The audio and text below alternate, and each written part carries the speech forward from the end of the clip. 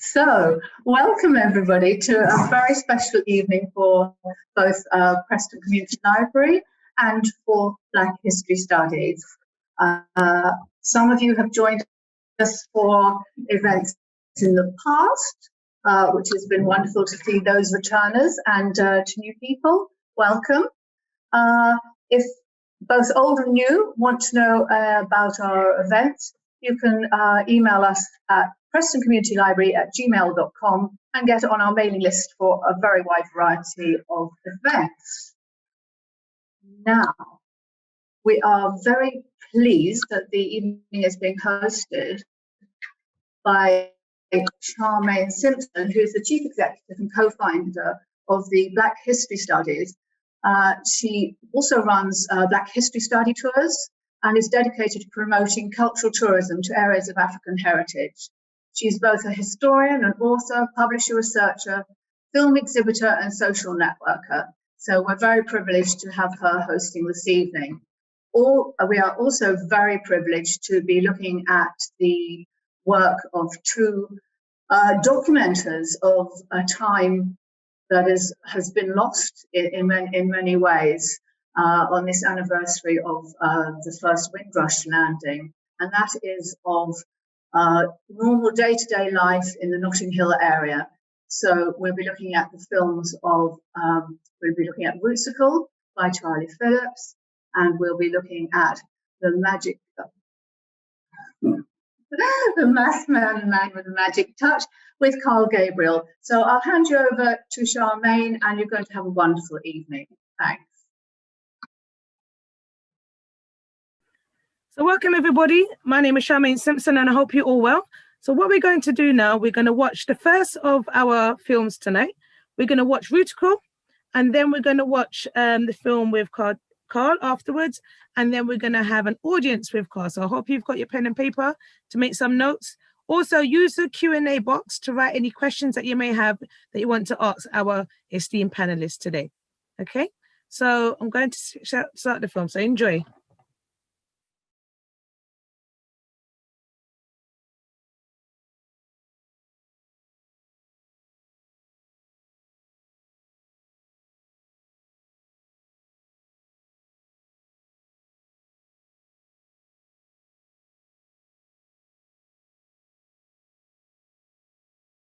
Okay, greetings everybody, greetings. Hope you're all well and have enjoyed those two films. So what I'm going to do now is I'm going to introduce our two speakers for this evening. Okay, so I hope you enjoyed the films. Please use the chat box or the Q&A to put your questions to Carl Gabriel and Uncle Charlie Phillips. So let me do an introduction to who they are, okay? So, Carl Gabriel was born in Trinidad and came to England in 1964. And while working as a sheet metal worker, he trained in photography. He is now a full-time carnival artist, specializing in wire-formed sculptures, which are presented in carnivals and other festival events. And he also runs educational workshops on the carnival arts.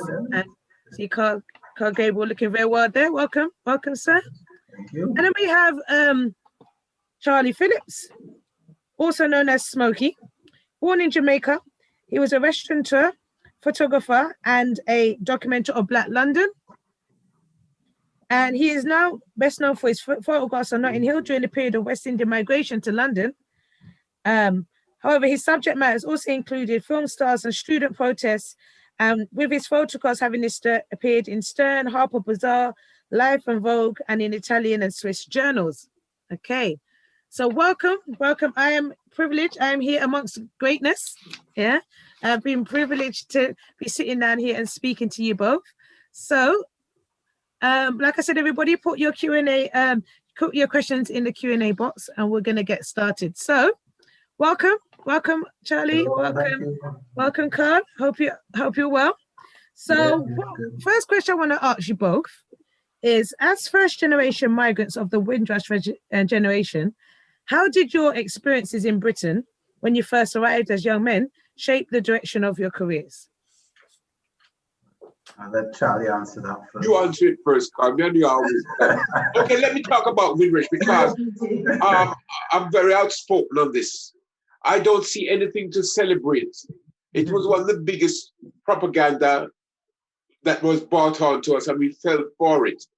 Why I'm not celebrating Windrush, I've turned down about 4 different interviews today because I'm saying on a day like this, after our contribution to British society, British economy, and how we're still treated, we should have a remembrance outside some of the detention centers regarding today. Yeah. But then, you know, you have the gatekeepers. Yeah. I'm very radical in this there. Because I'm on nobody's payroll. Yeah. Probably this is why I haven't got an OBE or MBE. Yeah, but the people who they put, the self-elected poor people who they put to endorse our culture or our history and to misinform the general public is disgusting. Why I haven't got nothing to celebrate Windrush is because even the first generation of Windrush, the people they're celebrating today at the Tilbury, yeah, and probably I didn't get invited because I asked all the wrong questions or say the wrong things, not intentionally, but these days, one has got to come to terms with our history, with our culture, yeah, without any apologies as well. And we've got to tell our side of the story how it is, yeah. I don't see anything to celebrate because, one, you can look at the Windrush generation. We didn't came as no more destitute people. In fact, a lot of us didn't have to come here, but we're so indoctrinated on the British colonialism and imperialism, and we're so indoctrinated. I can tell you some things I used to do as a kid, yeah, about the mother country, yeah. I've got nothing against England, but we've been treated after. We're coming up to the 8th generation now, whether you like it or not, and they're still fighting about multicultural Britain and multicultural this, but we're still giving a bad slice of the cake. Yeah, we never have no welcoming committee to come here. Yet when we came here, we used to get abused. And when a family of 21 have to live in a house, my first night when I came here, I had to share a bed with 2 strangers. We didn't have no welcoming party or welcoming committee. Yeah, and some of these people who served in the last war, they're not even remembered because there isn't a proper memorial. They weren't even allowed. To participate in the Victory Day parade. Yeah, it's a generation that's forgotten about. Yeah, let's talk about just the Caribbean people. And what a lot of people don't forget is that we didn't come here as any destitute immigrants. We all paid our full fare.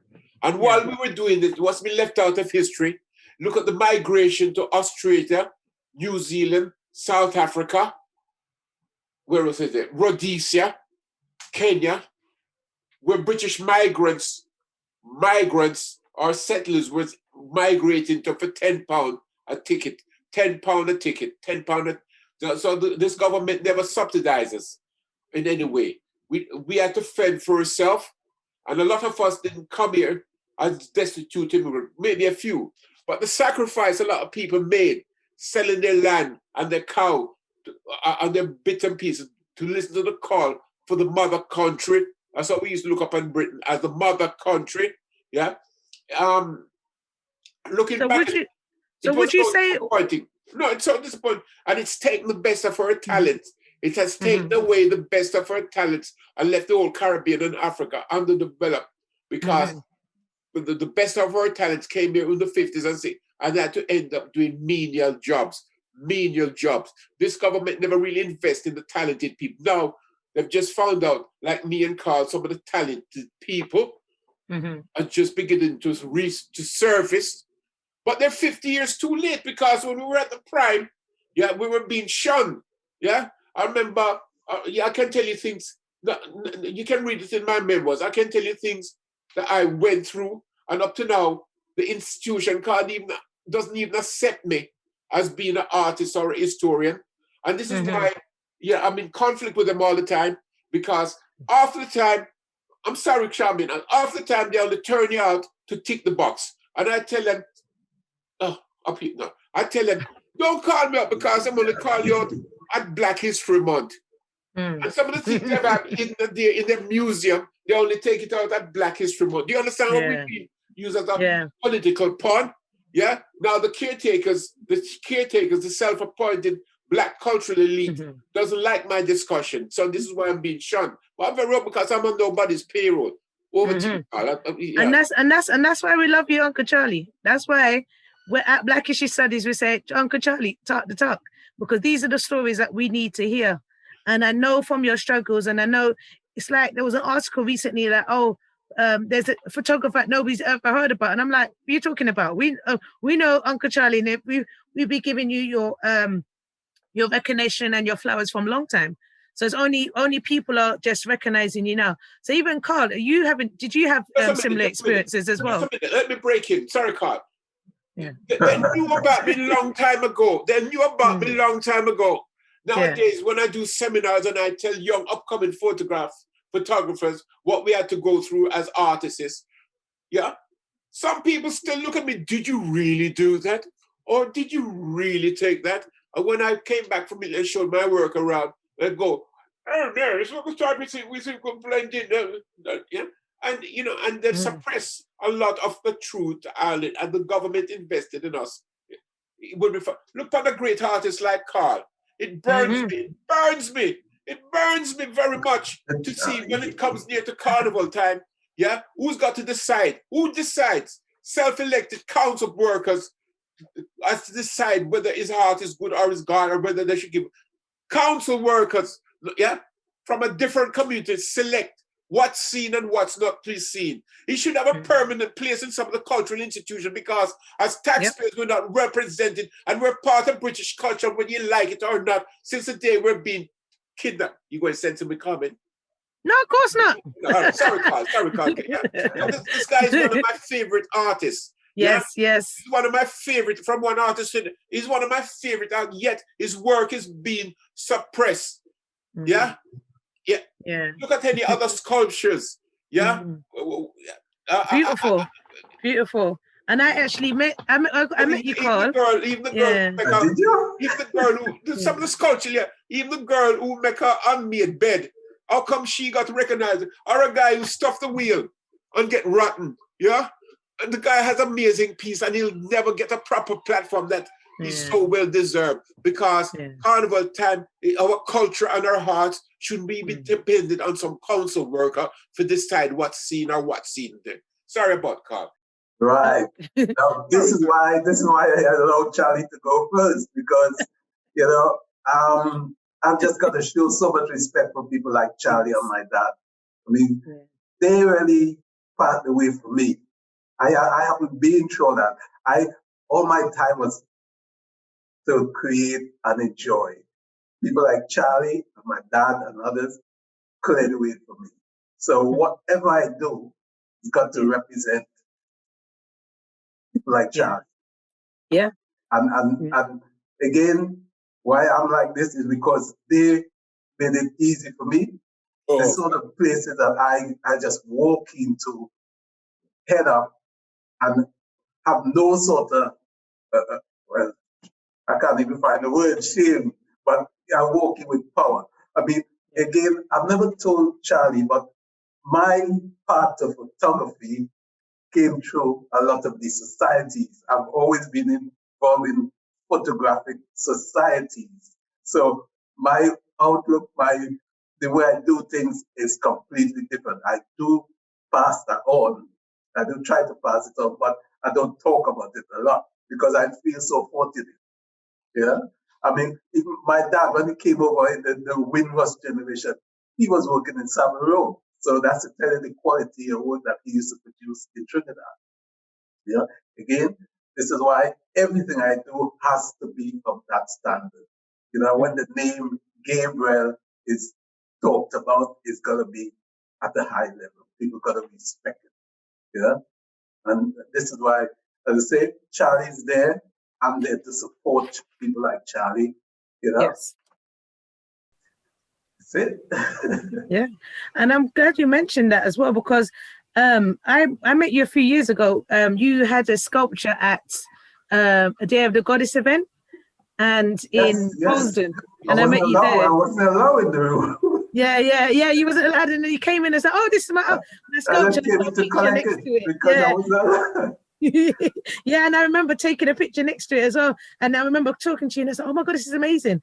And it's like, as a historian myself, we need to be sharing the information. Even like both of you have good, strong links to Notting Hill and Ladbroke Grove in this area.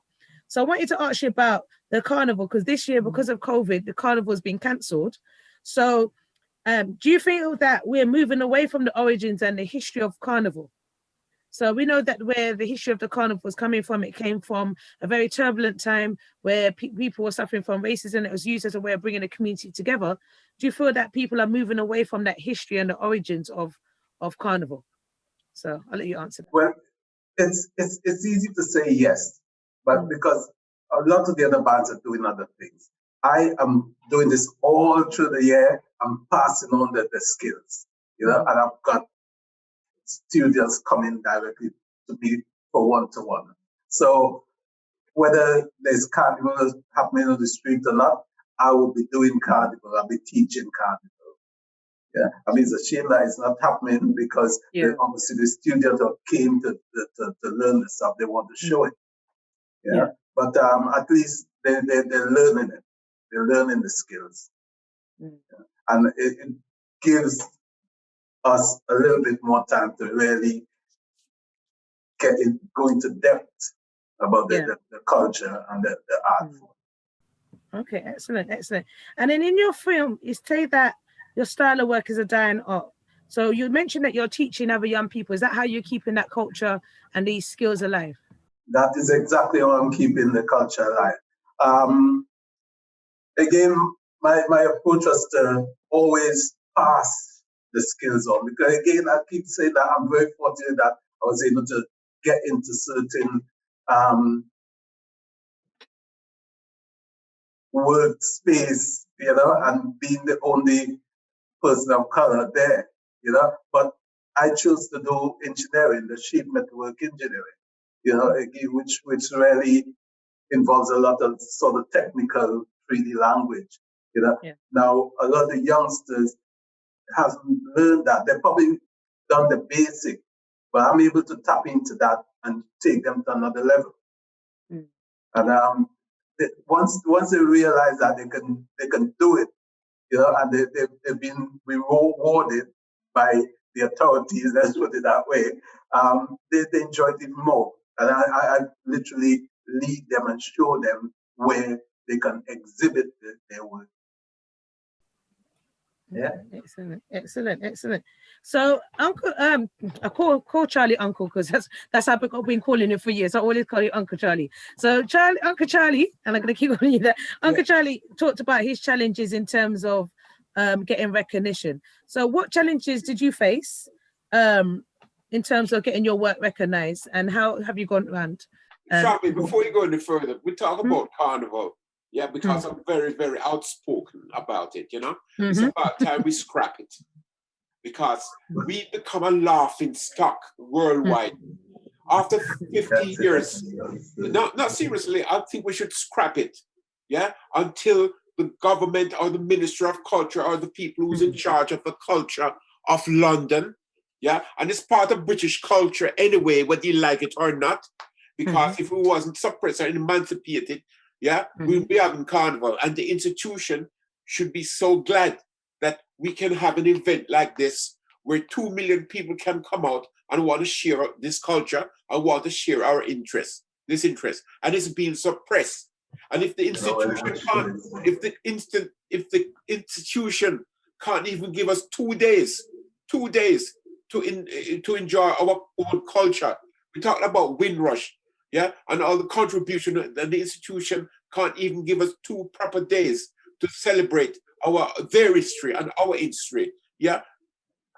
After 50 years, should be our carnival should be rated amongst the top 10 worldwide. But the true hearts and the true culture of it is being suppressed by the authorities and council worker. Yet it's been hijacked when they want to promote multicultural Britain, but they don't give nothing back to the carnival. Look at the Olympics, for instance. The amount of money they invest in the Olympics. If they could give 10% of that towards the carnival, it'd be a great carnival. After 50 years, the institution should, the people who's in charge of the culture of London should have embraced it. Yeah. What other city would love to have a 2 million people coming out to enjoy themselves? I only go to carnival as a protest. The other reason the protest, I go and say, look at that. After the suppression and the battering and the racism and all that, we turn around to the authorities and say, come and enjoy yourself, and come and enjoy yourself.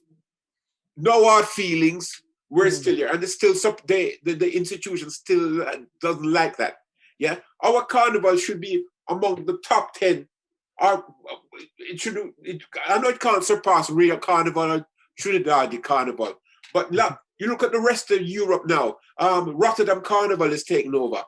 Venice Carnival is taking over. It is an embarrassment. Yeah, and the people who's in charge of the culture of London should hold their heads in shame. Yeah, and this is why if they can't put on something more artistic, more cultural, more uplifting, yeah, I think you should scrap it, because as an artist, I would never want to participate in an event like that, because they've got so much talented people, but they pick and choose who they, we are the minority in Carnival now. We are the minority because it's been handed over to council workers, and I don't think council workers or council official should be running my culture and my heart, which is an embarrassment, and telling us what to do, where to do, and decide who comes in and who gets a license to perform. It's all wrong, and I think they should I should think, for peace sake, they should we should pull out till the people who's in charge of the culture comes to their terms, because it's only benefits a few. Yeah, it's not the local people the local people from the area can't get anything out of it. I think we're going very political, but I'm thinking our life is political, Uncle Charlie. We cannot not be political. I do think that should be cancelled, but the people who participate in carnival. We should cancel the management of the and bring in like the culture. Cancel the whole carnival till the Minister of Culture, because it's part of London culture, acknowledge our presence, respect our presence over the years, and give us 2 days. Yeah, we got the Windrush scandal, and we got this. But what you see, 2 million people coming out. Yeah, you think if New York was supposed to have an event, or Toronto, or Canada, or Beijing can have such an event that attracts 2 million people, they would have embraced it. But we become a laughing stock. People laugh at us. People who go to experience carnival other places, then they come and say, this is carnival. They don't even have the richest borough in the area couldn't even invest some money to put some bright lights, some decent toilets up. Yeah, they've done everything to discredit, and it's only in the pockets of a few people who benefits from carnival. Scrap it, because we could do better. All right. So, Carl, would you like to talk about your challenges and even just echoing and your thoughts on what Uncle Charlie said? Well, again, as I say, I don't have any challenges, but the problem is carnival now is a new generation, different generation, and we will probably this couple of years where we don't have the carnival give us the opportunity to kind of reboot and reshape the carnival, because it's difficult to use that sort of language with the new generation, because as far as they're concerned, they just want a couple of days to come out on the road with their costume and their bikini or whatever. So it's a different mindset. So, but I hear what Charlie said. I could understand what Charlie's saying, and I'll say to all of that. But at the same time, we're dealing with another generation, a younger generation, who see things in a completely different light. Okay. And then how Uncle Charlie mentioned about importance of documenting our history. So for your views, why is it important to document our history, history of our contribution to this country, as well as the history of Carnival? Why is it important? If we're talking about documentation, my way of documenting, the sort of lifestyle of our people, I took the Carnival route. Because from about 72, 73, I start documenting the Carnival and what's going on around the Carnival. So I've got archive on that. Yeah. Obviously, while I was doing that, Charlie was doing other things, probably the sort of riots and whatever. But my documentation is all about the Carnival and things like that. And I feel like it's important, at least, that I've got that now. So anybody wants the images and stuff from those days, from the 70s till late 90s, I've got it. I've got thousands of color transparencies and photographs available for library purposes. Look at that, huh? And it has been given a proper platform. Carnival, that should be a museum. Well, Charlie, I haven't pushed that. I've had so many different angles, with the there is the proper archive of Carnival. I asked about that, how far can you go back? I can go back to the 1970s, 60s, but there is, I don't know what the idiots have been doing. There is the proper archive of Carnival from day one right up to the last. Was there a document about the last Carnival on the street? No, because the idiots, the self-appointed idiots, council workers, they decide what's seen or not seen. And look at that, you've got all this document and can't even share it with anyone. Isn't it a disgusting, terrible? Because it depends on a few council workers or a few cultural elites decide what's seen and what's not be seen. It should be permanent. It was a big cultural. I mean, if you saw Carnival, I think Carnival Live or something last year that they streamed, quite a lot of the images, they were mine, which I load to the Carnival Village. But there's no way where you can go and see it live, see it and touch it, or look at it and walk around it. Yeah. Same thing with me, Carl. They call me at the Black History Month. Yeah. And some of my things is in the dungeons in some of the museums, and they take it out Black History Month. Hey, come on. We're better than that. Come on. Yeah. I hear you, Charlie. You're right, Charlie. Yeah. And that's one of the reasons why Black History Studies did our events throughout the whole year, because Black History Month is too short to be documenting our history. Part of British history since the day we're being kidnapped, when you like it. I'm sorry. Yeah, which is true. So let me ask you a question, Uncle Charlie. So how can we support the creative artists of the next generation? How can you support the creative artists of this generation? We can't support them because we're not financially. I do my little thing in my own little community. Sometimes I have thank God there is a barber shop and the hairdressing shop and the mechanic shop where I have exhibition. Sometimes bring my work out to what you call working class people, or because it's being suppressed. Yeah. You go to some of these cultural institutions, you don't see people like us there anyway, yet as a taxpayer, we pay for it. But when we go to some of these big cultural institutions, you feel uncomfortable. You even on opening nights. And when I have to go with a white friend sometimes, I'm so embarrassed. Multicultural Britain, the only black people you can see is the sweepers and the cleaners. You never see nobody front of desk. I went to one famous exhibition. The artist used to live in Lapma Grove, and on the launch night, I won't call his name. There was about 4 black people in the audience in the guest list, and I said, "Oh, lad, a minute, you want to tell me there's only 4 black people of culture?" And this is one of the main museums, This is 2019. And I said, hold on a minute, you want to tell me there's only 4 black people who could have gone on this artist's guest list or come to the lodge? It's all wrong. Yeah, somebody's got to challenge it. Somebody's got to challenge. I think we should nationalize some of these galleries and put ordinary people. Now, when I say this, I'm not talking about just a color thing, you know. But when you go in some of these museums, you hardly hear any Cockney being spoken. You hardly see any, you hardly see any low-paid workers. You hardly see any dustbin men, for instance. There, it's all for the cultural elites, and that's why I rate Banksy, you know, because he showed his work freely, and people embrace his work. So where was these cultural elites at the time to acknowledge his work? Yeah, so it's a farce. So somebody's got to challenge them, and they're self-elected, and somebody's got to challenge it. That's how I feel.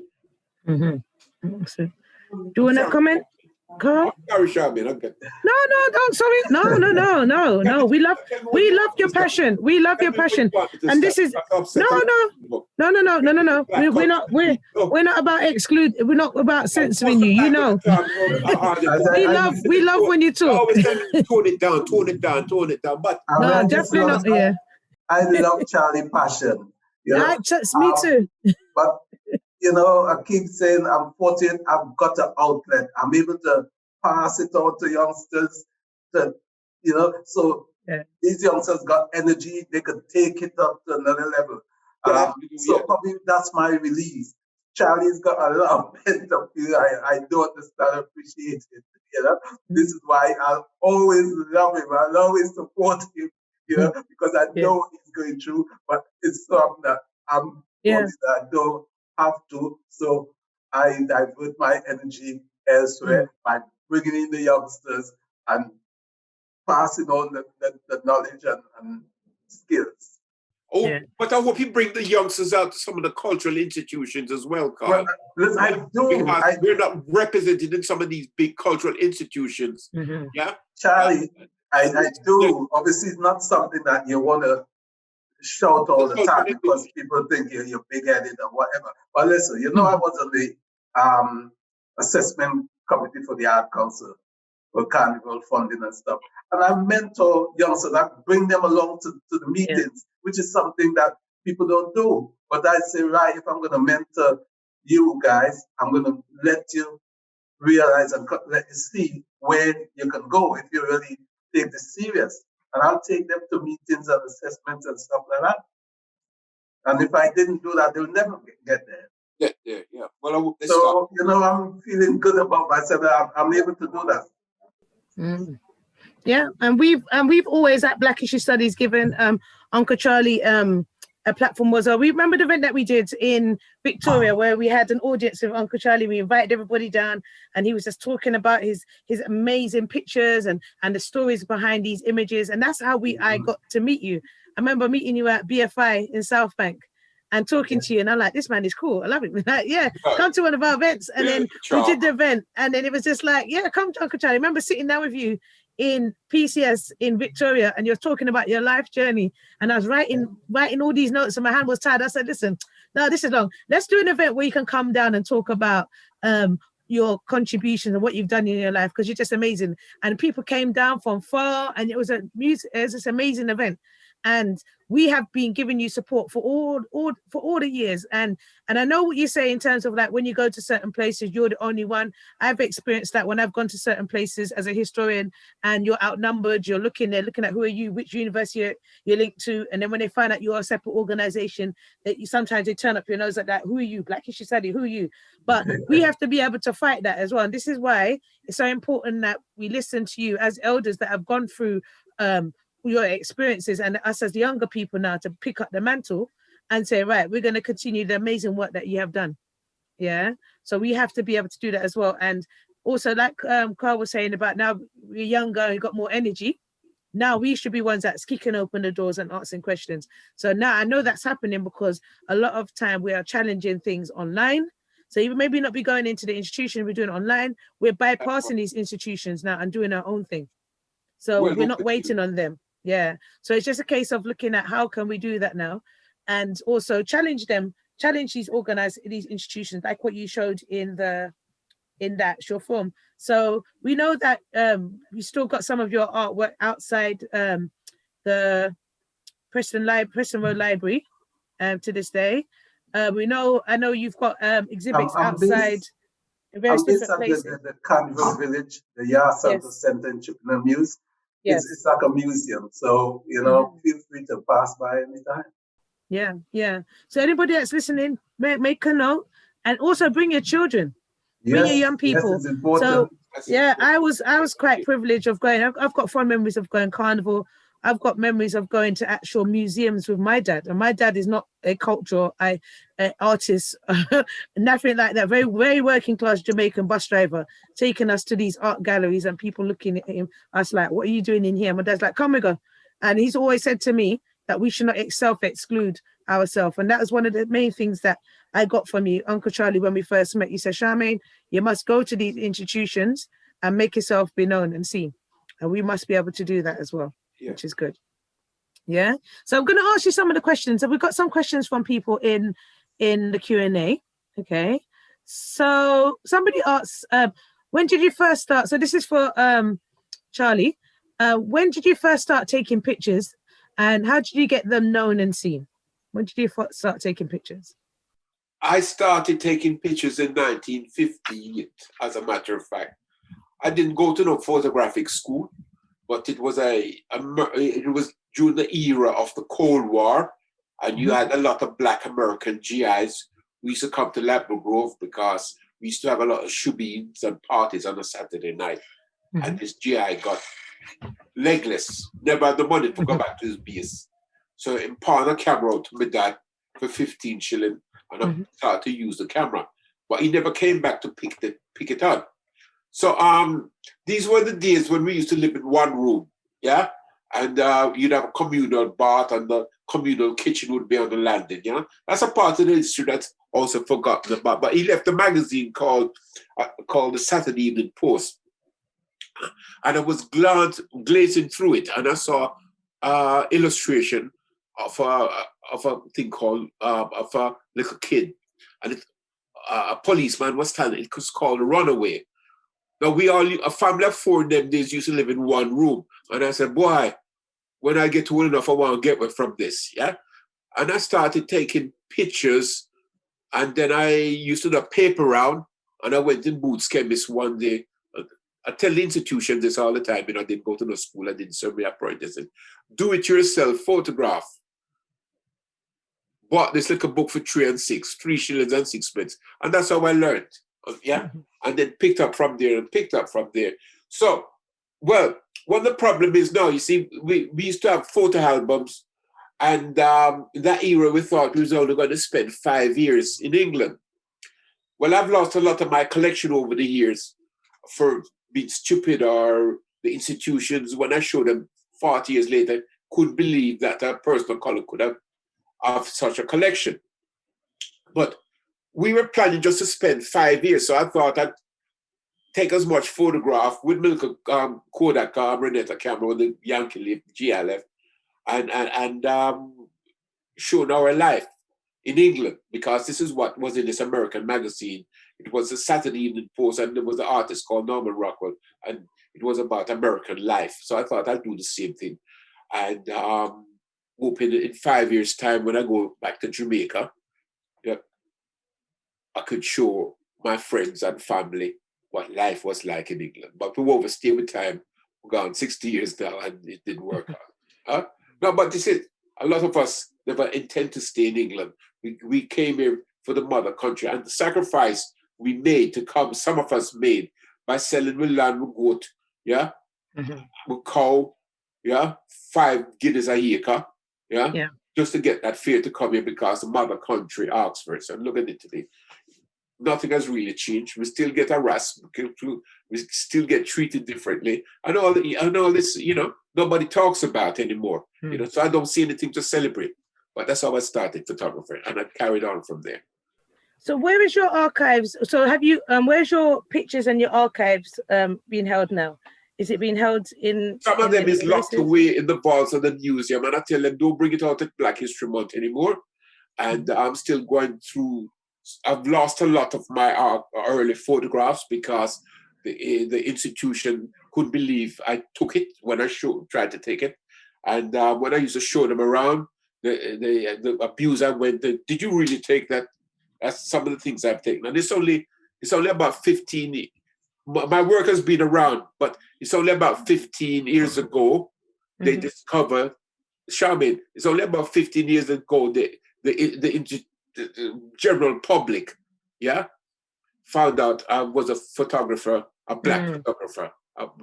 Because in those days, they didn't like you to, they didn't expect that of you. Nowadays, when some sarcastic editor goes, did you really take that? Yeah. And the guy was so shocked. I just showed the negative. I said, I've still got the negative here after 40 years.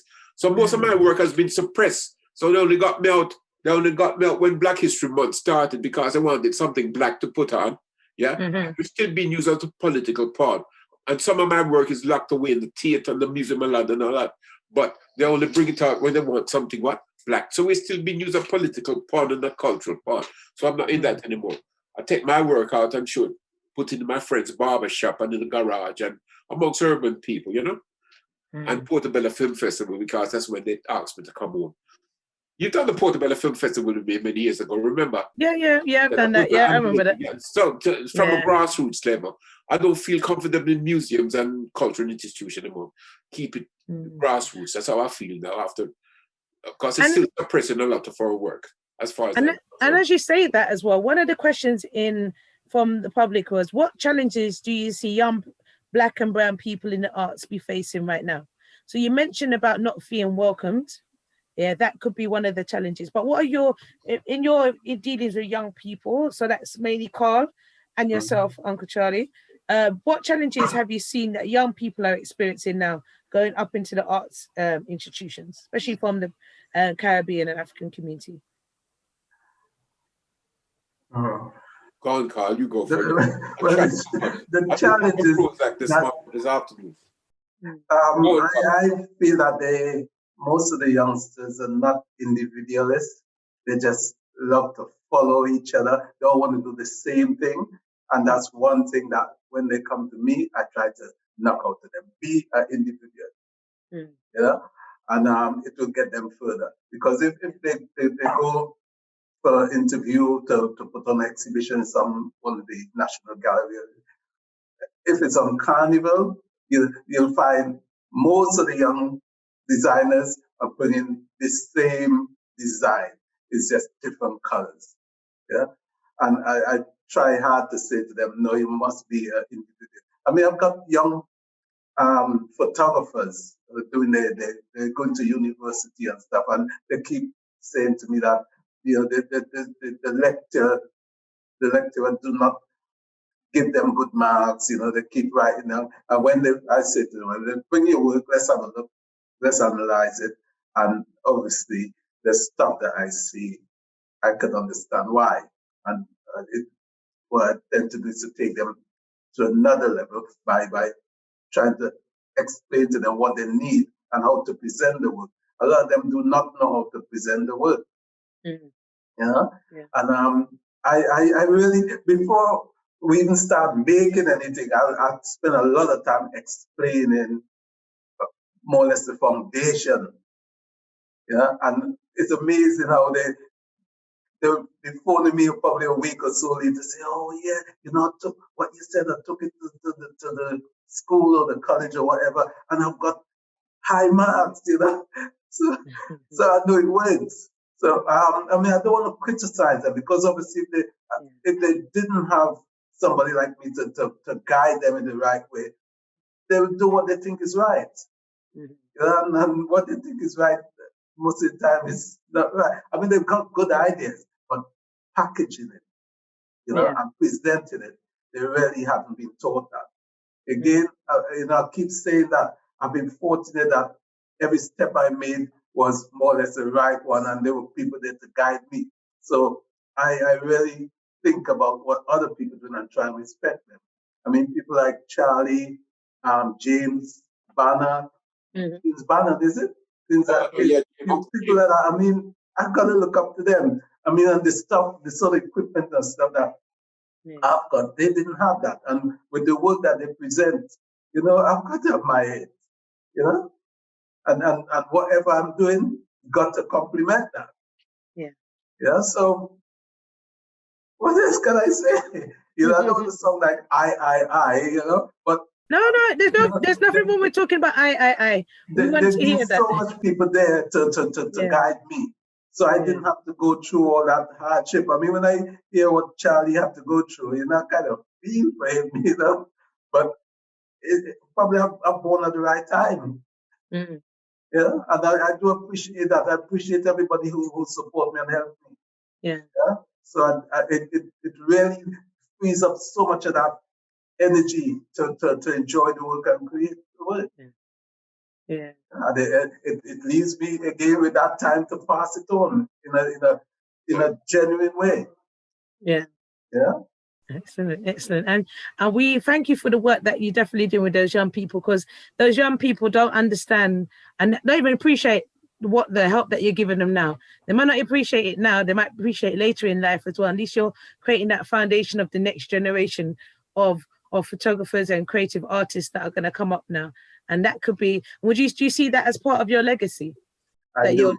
I mean, I'm just doing it, but you know, they say to me, that's your legacy. I mean, I've got people from some of the big bands. The younger generation is coming to me and say, no, we didn't learn this. And I say, well, listen, let's not talk about what it didn't learn, because I don't want to criticize, you know, the other designers and artists. I say, right, you with me, just focus on what I'm going to say to you. You know, and we just do positive things, we speak positive, we do positive things, you know, and I'm showing them examples about, you know, how to present and how to do things and what to do to get that profile, you know. Yeah, excellent. Okay, so let me. Can I say something about this? You know, because of course. So far, one of the things, Britain's got a lot of talent, especially from the diverse community, and so far it's about 14 students, from the Afro-Caribbean diaspora who's done a dissertation on me, really. And this is one of the things that really keeps me going. But I really personally think that some of the people, some of the professors in some of these institutions as well, can be very biased. In fact, when this student done a dissertation on me, she took it to her professor, and the professor condemned it. Why? Because he's never heard of me. So she said to him, why don't you Wikipedia him? Yeah. Now, these are people who's in charge of our culture. And I'm saying now, some of the feedback I get from some of the upcoming art students, whether in photographer or in the visual arts, some of the professor maybe view them in a different way, or if it's not, or they can't understand the spiritual. You see, one of the things you must understand when it comes to art, from a European point of view, they have connected with the spiritual point of view that some of the from people from the diaspora show, and they're going to condemn it as like a primitive art. You understand? And this is one of the things I've spoken to a lot of students, and this is one of the things they always fail on, or they never come up with high marks, because some of the professors, they view our culture and our art from a different perspective. Yeah, they left the mystic side of it. They leave out the mystic side of it and the spiritual side of it. Yeah, but Charlie, if they haven't sort of studied that, like for instance, when I do things, I do it from a spiritual sort of level. Europeans don't understand that, Gokar. If they don't understand that, they don't understand it, or the mystical side of it as well. Well, I know I get students say that to me, you know, and obviously I've got to sort of take them back and structure the word so that the professors or the tutor understand it, you know, because sometimes the younger people, they tend to fantasize a lot, and they lose the structure. So I mean, I'm not criticizing them. I understand what you're saying, Charlie, but we got to look at it both sides. Some of the professors, they're not with it, Carl. Yeah, they look at our art from just one side. They're I understand. Yeah, and this is another thing I feel is 13 students has done a dissertation on me, yeah? And there's only one professor with me to remind him they had to Wikipedia me, and he apologized. What does that tell you, Carl? No, I understand what you're saying, Charlie. You know, I'm not shows you the corruption within the art sometimes, yeah? A lot of students have been suppressed. Yeah? Or as somebody said in the Q&A, that we're not the elephant that's in the room is the institutional racism that we experience as Black professionals in working with some of these institutions. So you can see how that can impact on your life, especially suppression, making you feel other, only pigeoning your hole into Black History Month. These are the things that we have to address, because even though Tony Sewell can come up with that bogus report talking about there's no institutional racism, we know that that is well and alive, and we experience, and that's a lived experience of people. But that should also, like what Carl is saying, that shouldn't be the reason why we don't do the work that we do. We have to find ways around that. So that's one of the reasons why we exist at Black History Studies, because for years, and I don't say to people that, oh, we were the first to start teaching Black History and Black Studies, because we weren't.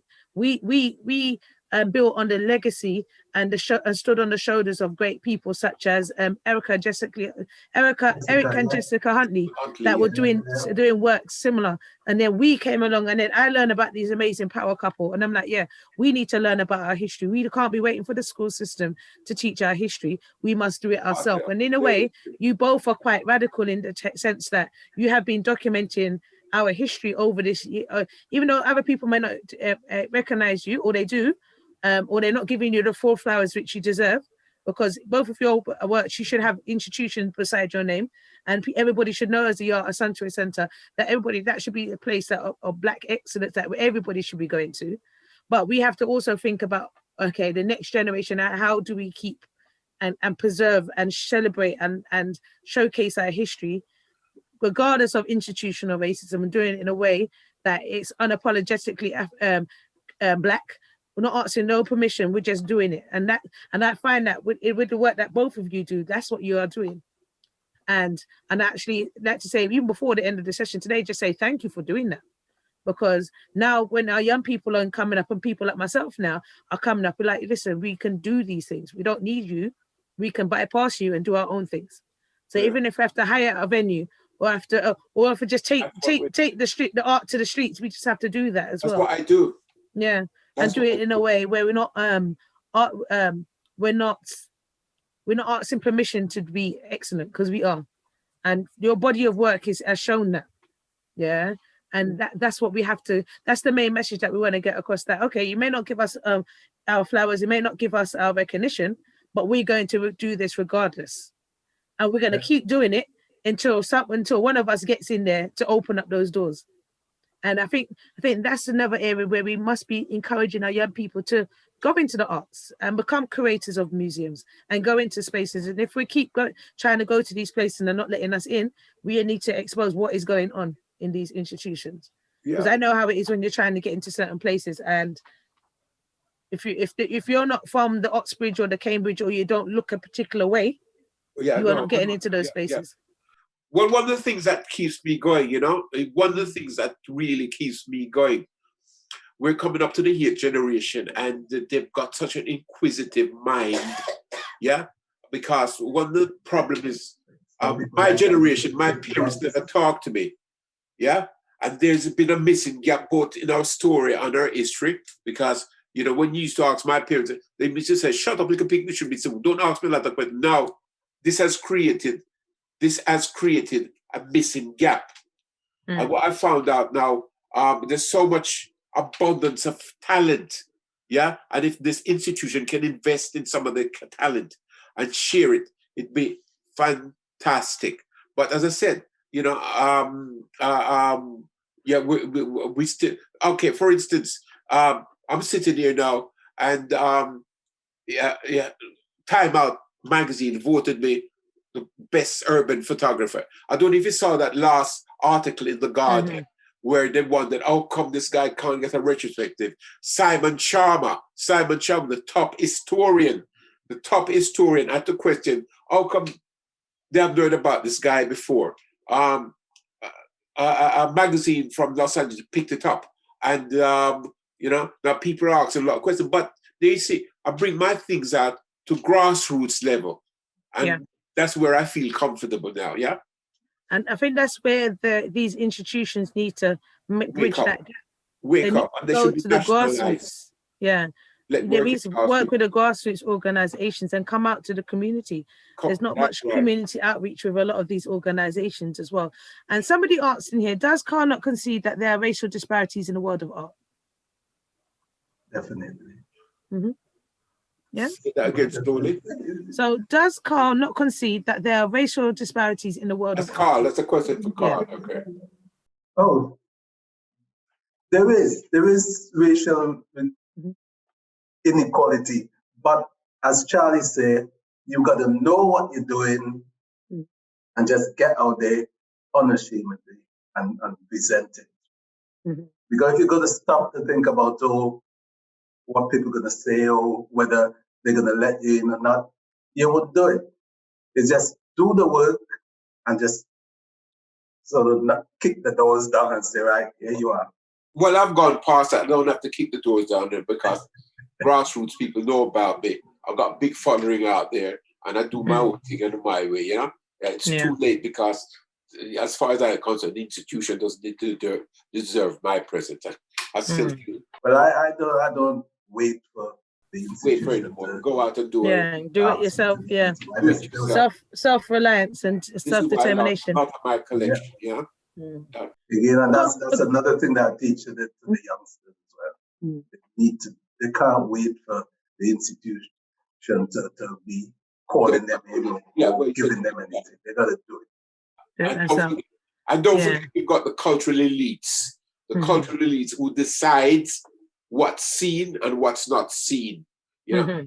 These people want to be woken up as well. Yeah, and be challenged. Self-appointed, some of them too, you know? Okay, Carl, I've got a question for you. Can you talk about the process that you used to make the sculpture for Preston Community Library? I think the sculpture was called Inspiration. So let's talk about the process. Yeah. Yes. The Preston Library commissioned that, and they give me a brief. And the process is, again, going right back to, as we call it, technical drawing. I mean, it was full-scale technical drawing, lots of lines and numbers and stuff like that. You do a line drawing first, profile, front view, and then you start developing the 3D from that. But it's all about the foundation of that is technical drawing, design and technology. And it's all done by hand. I mean, people look at it and first thing they say, oh, did you use CAD to do that? And I have to say to them, well, no, but it does look as a computer would. Yeah. But again, it's somebody like me who's got to put that on the computer. I've got, you know, for people to understand. But I try to get my students to just do handwork. Remember when they used to do the technical drawing and use that principle. Excellent. So when you're doing your drawings, do you pull it onto the computer or is it just hand drawings at the moment? No computer, it's all done from my head. Okay. It's all done from my head. I mean, when I go in primary school, I sort of tap into the sort of formulas that the kids know, like fire and, you know, I don't want to scare anybody, but, you know, once they understand that, I've got that foundation, I'm able to build on that. And then obviously they've learned all this through maths and stuff, but they haven't had to apply it. Yeah. I show them how they could apply that. And once they start doing it, they're off they go. And everything just falls into place. Okay, brilliant. Excellent. So we're running out of time. if you can give, so Carl, for yourself, because you just spoke, can you let everybody know if they wanted to get in contact with you, your contact details as well, how they can get in contact with you and keep supporting your work, and any closing remarks for today? Yeah, they could Google Carl Gabriel artist, and a lot of my work is going to come up. Or they could contact the Carnival Village. They'll pass on my number. I'm based at the Carnival Village. So that's the easy way to get hold of me. But if you want to see some work immediately, just Google Carl Gabriel, Carnival artist. Okay, excellent. So thank you for that. And then Uncle Charlie, same question. How can people get in contact with you and support the work that you're doing as well? I know all my contacts, and all you have to do is Google me, Wikipedia me, Twitter me. Yeah, come on. You have my contacts. Charlie Roots Photo, FOTO, at yahoo.co.uk. That's my email. But I hardly do email, but I have volunteers now because so one of the things that keeps me going, I got so much volunteers, and they say, Uncle Charlie, we have to keep your legacy going, because, and this is the only thing that keeps me going. I thought I'd have a nice, peaceful retirement, but they got me out of retirement, honestly, all I wanted to do was spend more time in my allotment and finish read the 3 volumes of J.R. Rogers' Sex and Race. I still haven't finished that yet. That's what I was looking forward to doing, my return. Honestly, J.R. Rogers, Sex and Race. Yeah? Have you got that amongst your collection? Yeah, I have, I haven't read it, not all of it, but I've read bits of it. That's what I was looking forward to do. But now, there's such a demand, it's so much young people, as an interest in me. And they want to hear our stories because their grandparents never tell them the story. Tell it to life. So we'll give me another platform again soon, live. Of course. Live. I love doing live things with you, Charmaine. Yeah, we know you. We love you like planting. You know that for a long time, and we always love when you come to our events as well because, like you said, that when you go to other places, they want to censor you. You can't say certain things, and we're like, listen, no, say all you need to say because we need to hear. And there's things that need to be said and shared as well. And it's very, and my children, they're all excited. They wanted to be on the seminar today, but I told them they have to go to their bed. So they all send you their love as well. All right, thank you. Excellent. So repeat your email. Somebody asked to repeat your email. So it's Charlie Roots Photo. Photo with FOTO at yahoo.co.uk. Oh, brilliant. Excellent. Yeah, so... or tweet me, or what's the other one? Tweet me. What's that? Tweet on me. Facebook and Instagram. I know you're definitely on Facebook and Instagram. It's all volunteers who done it for me because I'm computer illiterate, believe me. But this is one of the things that touches me because it's a lot of young people who says, Uncle Charlie, you have to keep your legacy alive. There'll be some good stories for me, and they do it all volunteers. So I meet with them once a week or twice a week to see. Sorry if I can't reply to email immediately, but I have a phobia about computers. You see what I mean? Yeah. Ever since I saw the film 2001, the computer take over the mind. It scares me. No, that's fine. No, and if anybody needs to get in contact with Uncle Charlie, you can always get in contact with Black History Studies. So our website is blackhistorystudies.com. You can get in contact with us via there. Google us as well. We'll come up as well. Give us a call and we'll definitely put you in touch with Uncle Charlie as well. So when you're going to have a live session with Carl, live one, take him out every time and make him show some of his magnificent work. Yeah, when I win the lottery, Carl, you going to sell me a piece? Yeah, I'm going to buy a piece. Yeah, we'll put it in the garden, all weather. Honestly, I can't get a photograph in return. But artists always exchange. But I know I can't afford this piece of work. But come down to the studio, Charlie, and let's talk. Yeah. I'm taking a serious photograph for you. I want a serious photograph for you, Paul. Definitely. And I want to definitely see you working more closely together as well. I just lost the camera. I lost my camera because last week Monday I done the Grenfell, and coming on the tube, the camera drop out of my bag. So anybody find a camera on the Metropolitan line or the District line, to Aberystwyth. Yeah. Oh no.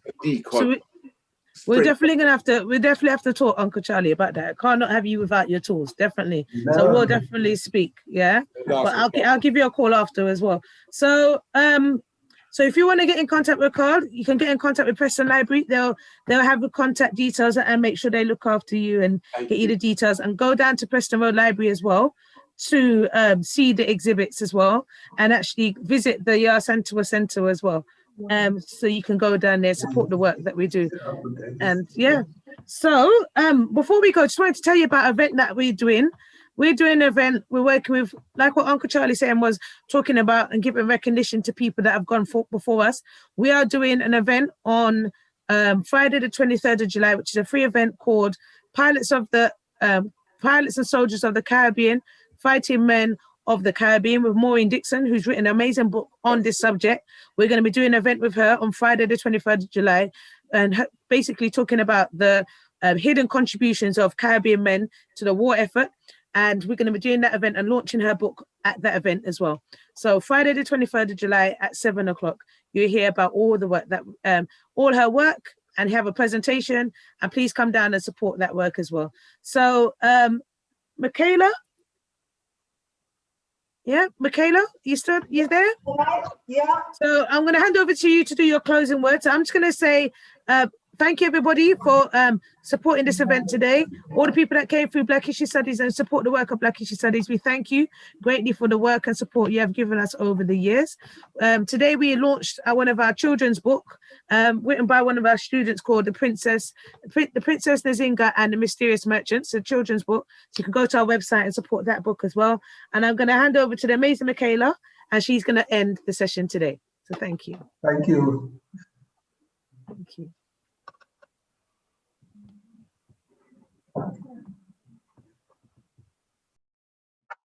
Wow. Thank you so much. That was, really, really fascinating to sort of, I just want to be in the room when you two actually sit down together. You know, I want to be there. So it was very interesting to hear sort of the going into the history as well. So we have Charlie's contact details. We've got Carl's contact details. We now know about Charmaine's Black History Studies. We've got the information and contact details of that. And if you want to follow Preston Road Library on the Facebook, it's Preston Community Library. And we have regular events, which we'd like to welcome you all back to. But thank you very much.